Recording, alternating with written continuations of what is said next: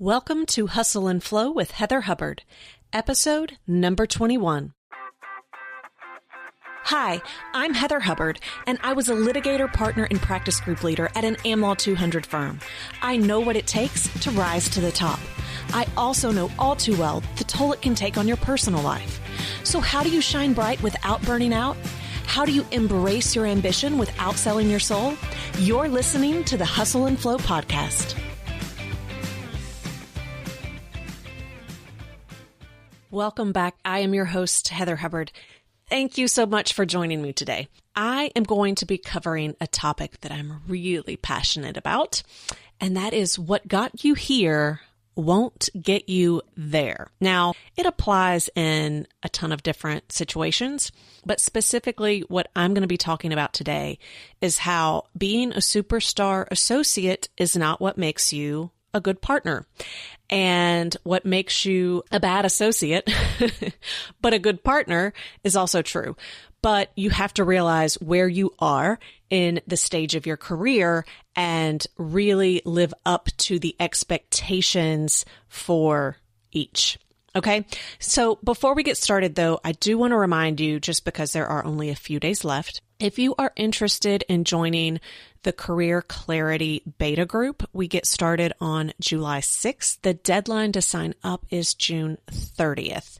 And the month-long program is designed to help you get clear on what's next for you in your legal career, whether that is a different opportunity within your organization, changing organizations, or leaving law altogether. So you can go to hustleandflowpodcast.com/beta for more information and to sign up. Okay, so let's get into today's episode.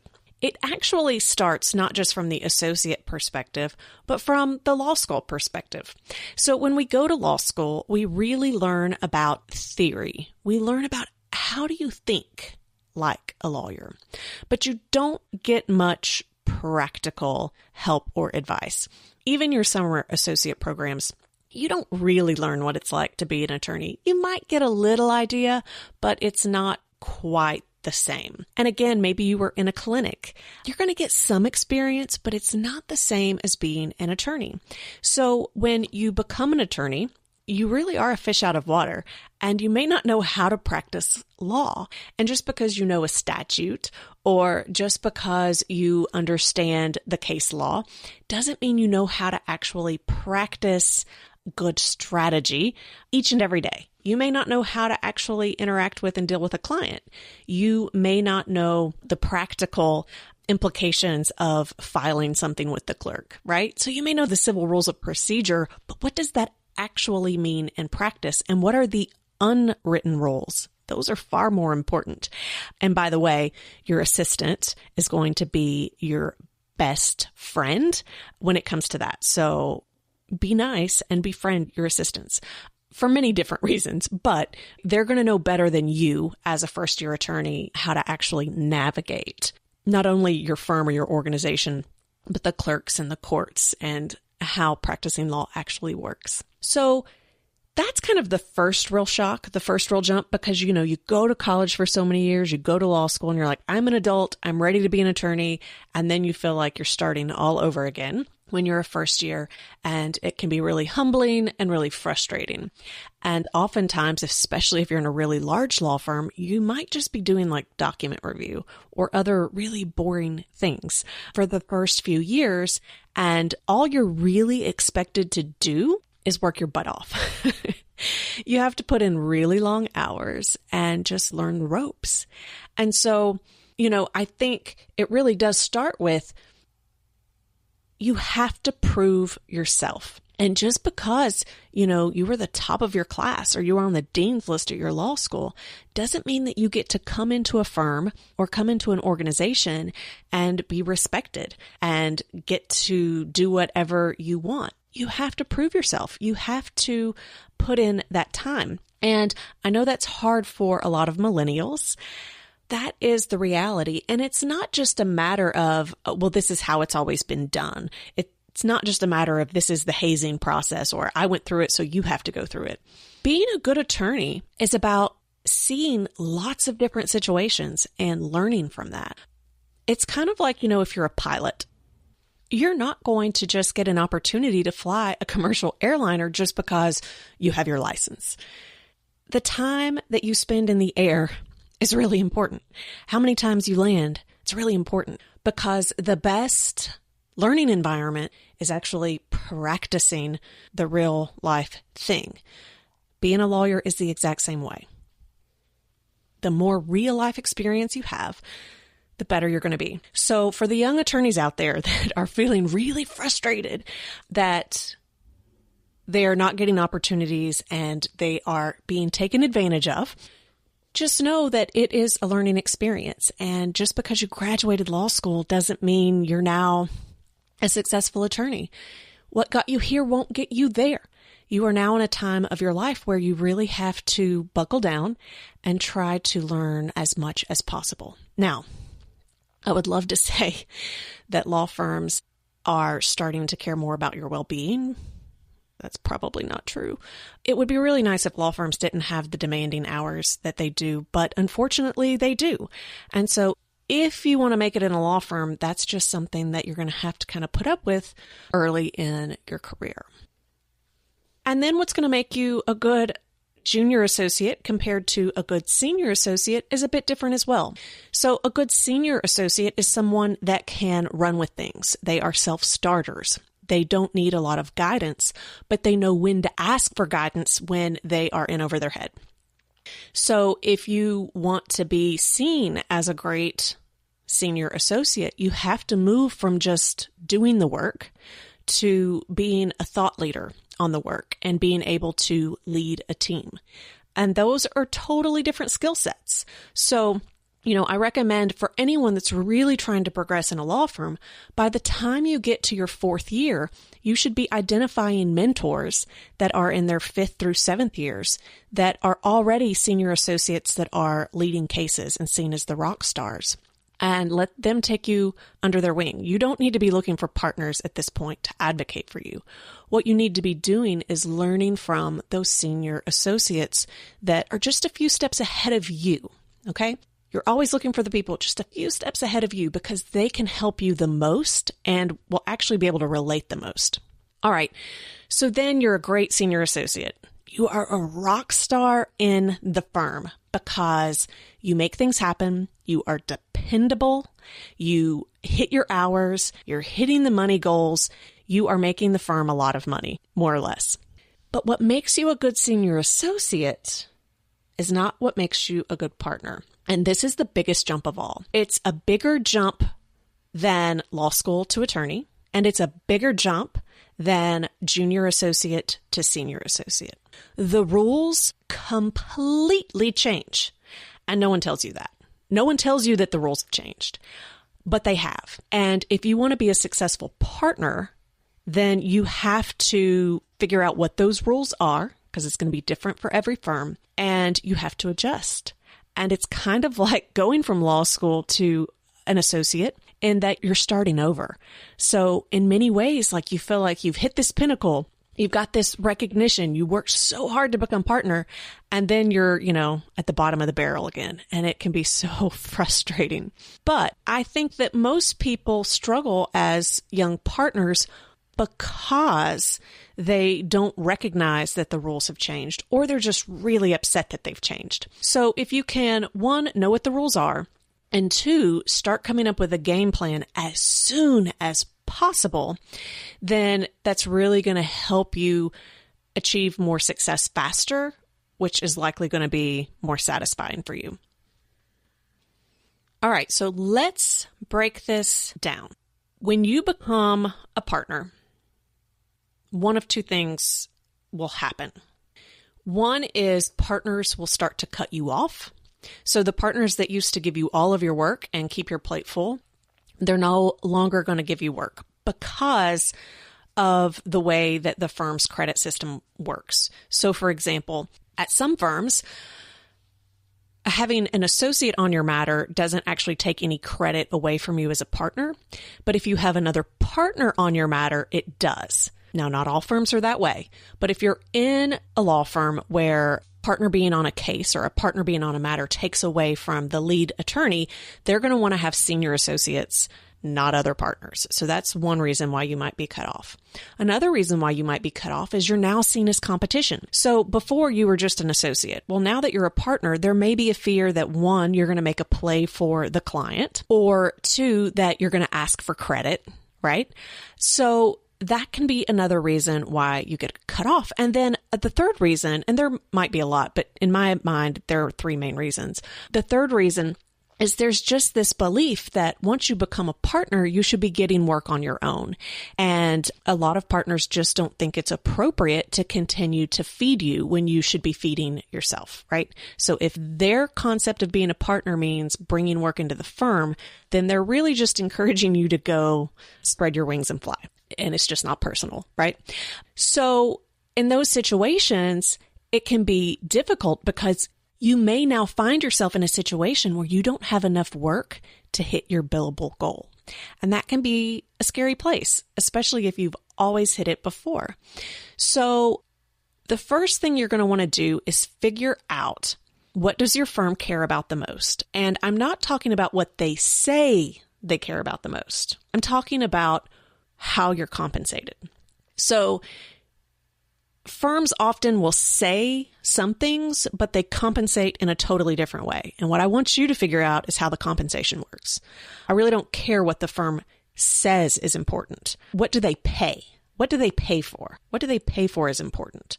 That's the key to being promoted and successful, is figuring out where the money goes. So if your personal working credits is the most important thing for purposes of getting paid, then you need to actively be out there working on internal work, whether that's from another partner in your department or from a partner in another department that has work that needs to be done. And in that sense, what you might be advocating for is assurances that you don't need any credit and you're happy to work on their matters. And in situations where partners actually penalized for another partner working on their work, in that situation, you might want to find a partner where there's like a really big gap. So maybe they've just got like first and second year attorneys. So there aren't a lot of, senior attorneys to work with. What you might say to them is, I'm working on my own book of business. In the meantime, I still need hours. And I think I've always provided a lot of great work for you and benefit for you. And so what I would like to propose is that for a 6-month period, a 9-month period, 12-month period, come up with whatever you think it is. I would like to try to help train these junior associates to basically step into the role that I was playing for you. And very few partners want to train junior associates. So that could be really desirable for them. So that's the first one, is if you need those billable hours, if those are super important, then you need to figure out how to get them. All right. And you can't just assume that because you've always been a good attorney, people will come to you. For the first time, you may actually have to start asking for and politicking for the work and getting really creative in your proposals to get the work. Okay. If billables are important, but not the most important, and some firms, the first few years of partnership, they actually assume that you're going to bill less than the minimum requirement. Again, that's where you've just got to figure out what's really going on behind the scenes. You got to figure out what are the rules within your firm. And what they really want to see is that you're building that book of business. In that case, you should take your extra time and not go advocate for more billables, but instead figure out a way to build your book of business. And again, what you want to focus on is what's most important to your firm. So if you get equal credit for bringing work in that someone else works on or bringing in your own work, then it might be easier to sell someone else, especially if you feel uncomfortable selling yourself.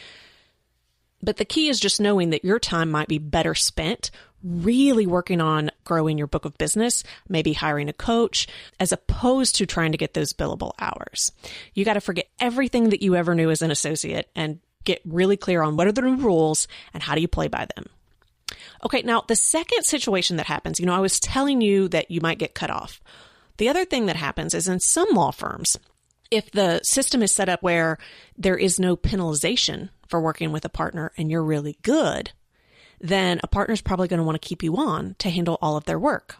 But they may not share any credit with you. And that can be a problem if your firm doesn't really allow for long-term service partners, or 2, you don't want to be a service partner. Now, if you're happy being a service partner and your firm will allow that, then no problem. But if your firm doesn't allow it, then you're putting yourself in jeopardy by allowing that other partner to have, all of your hours. Or if that's not what you want, like if you want to build your own book and you really want to grow and get compensated more and you want to keep achieving more, you have to figure out a way to slowly wean off that relationship. Otherwise, you are always going to be their secondhand man. And I think that's part of why, if you look at the statistics, most female partners are actually in the income level. They don't make it to equity. Or if they're in equity, they're in the bottom tiers of equity. And you can listen to episode 9 if you want to hear the current stats on women and the roles that they're in. But I think a lot of women get stuck in that income level because they've always been such a good attorney helping others that when they become partner, they have a hard time saying to the person that's always worked with them, hey, I'm going to do my own thing. There's this fear of letting them down. You may have built a relationship and, you're really organized and you make them look really good. And so they don't want to let you go. And because you're worried you'll let them down or upset them, you just stay their service partner. And if you want to get outside of that, you've got to work on cutting back. And that's going to require a conversation. And again, that's going to get you outside of your comfort zone, but it's necessary and it's important because this is your career and you have to take ownership of it. So that is step number 1, just figuring out what are the rules of compensation. Now, if you find someone on the compensation committee or you find others and ask how the firm compensates, you may not get an accurate answer. So this is where it's really important to have people in the firm that will be honest with you, and it needs to be a closed door discussion. So if you don't have people that are in the know, you need to work on relationships with people that are in the know so that they will tell you how it really works. It's the same concept of unwritten rules when you go from law school to attorney. You're going to probably get a lot of different opinions, and there's probably no one right answer, but you do want to try your best to figure out what are those unwritten rules so that you know where compensation is concentrated. And you might be thinking, but that sucks. I shouldn't have to figure that out, and this shouldn't all be about the money. Well, here's the thing. If success is important to you, and it's how you define success. But if you are defining success as being an equity partner or receiving the same compensation as some of your male colleagues, or if you see people passing you by and that upsets you, then you have to get in the game. You can sit on the sidelines and complain about how the game works, but that's not going to change anything. If you want to change anything, you've got to actually be in the game, and you're going to have more authority and more pull the higher up you are. And the only way you can get there is by just jumping in and playing the game. So compensation is what's most important. You've got to follow the money. Otherwise, you're going to get really frustrated and you're going to burn out when you are working just as hard as your colleagues and they are doing better than you. Okay, so unless you have decided that you want to be a service partner for the rest of your life, then you got to start working on building that book of business. So what's interesting is I know some associates that are really aggressive at wanting to build a book of business, but that's often not seen as a good thing by partners, and it may not actually get you elected to partnership. So, and I know of examples of this, both where maybe someone didn't make partner, or it was a really difficult decision and there was a lot of discussion about it. Because what makes you a great associate is being a yes man. What makes you a great associate is people pleasing. And if you were building a book of business while you're an associate and you're ignoring the partners and you're not people pleasing and you're not playing that game, they may not want to elect you to partner. And so I always try to tell associates that are like, I'm not playing that game. Okay, but you may not make partner.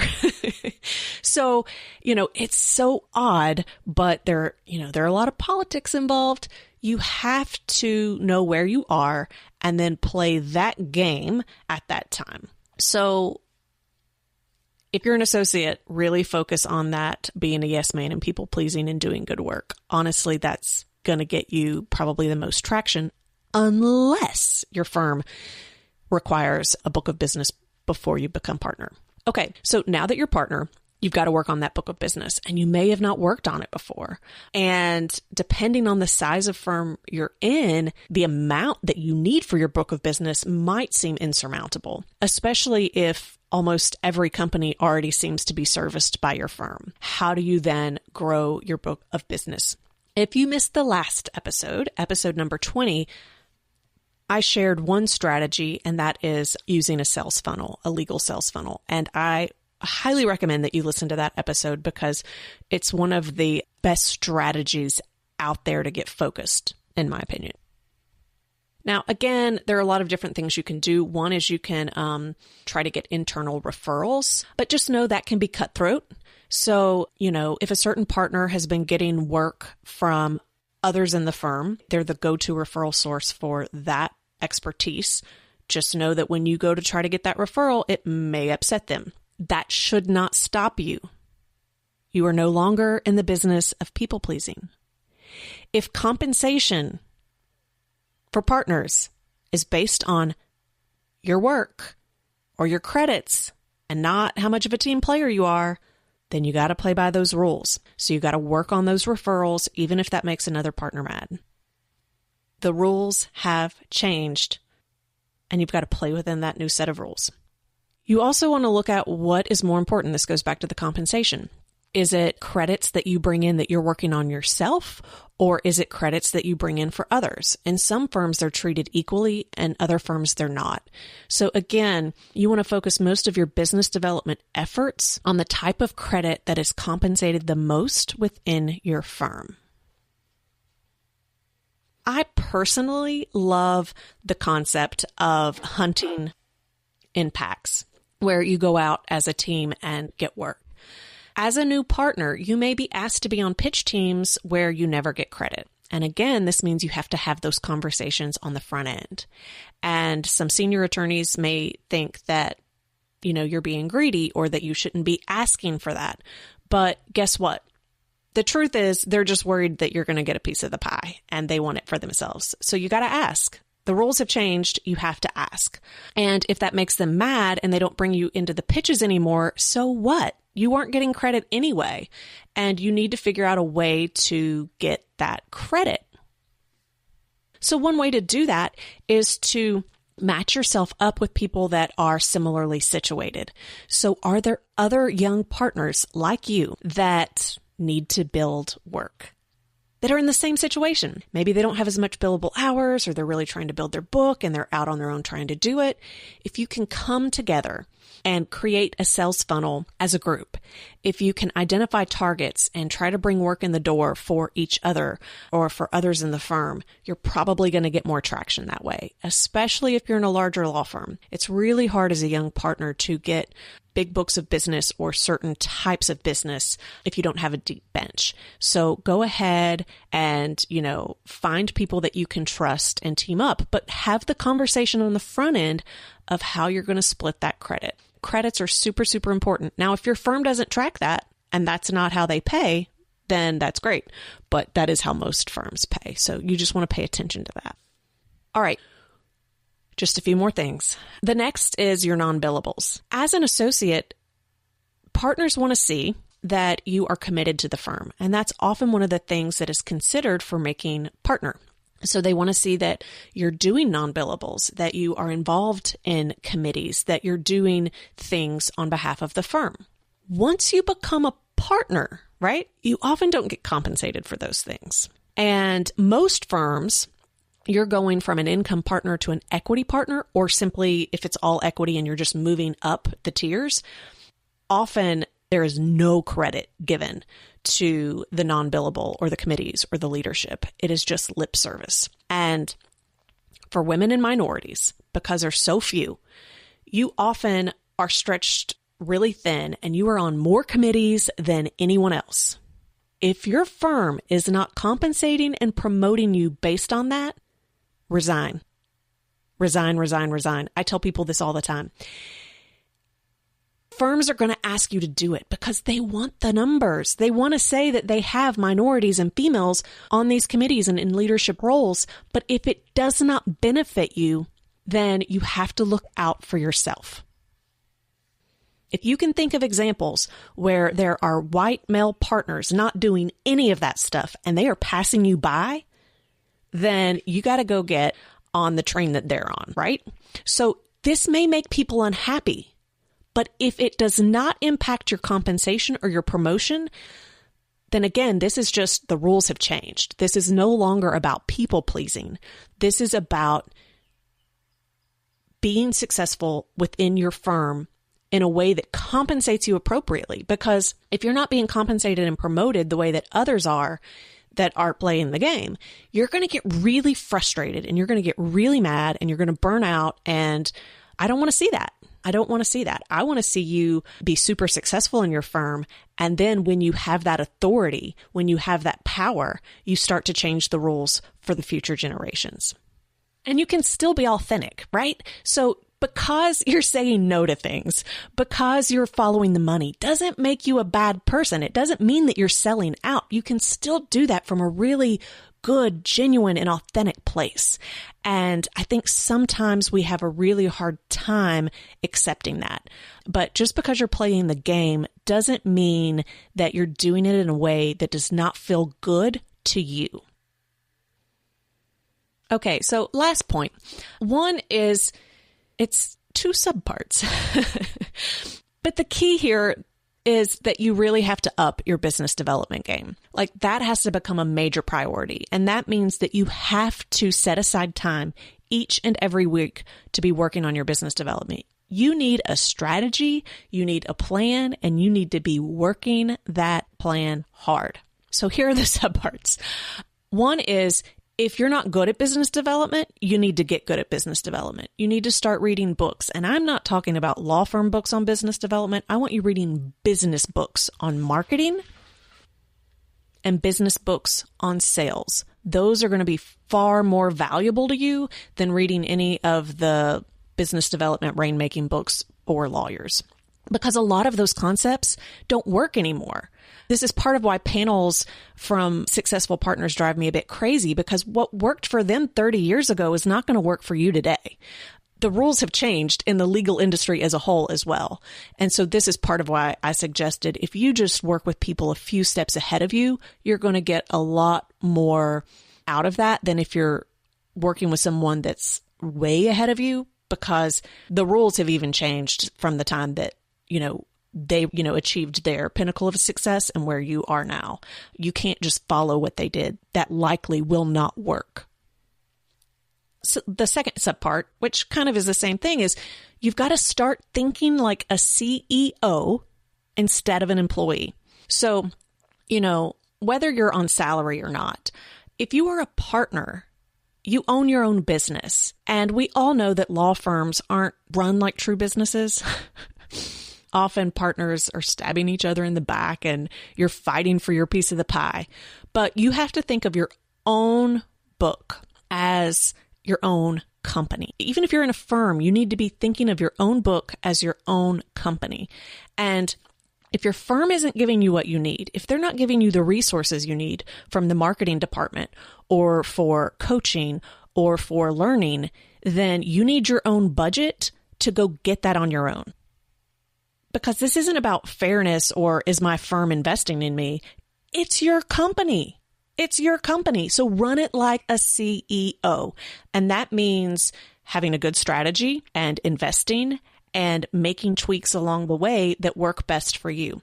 And here's the thing, that's not greedy and that's not selfish, because if you run your book of business that way, it will benefit the firm. And that's what they care about the most. Let's be honest, firms mostly care about the bottom line. So if you are taking care of your business like a CEO, not only does that benefit you, it benefits your firm.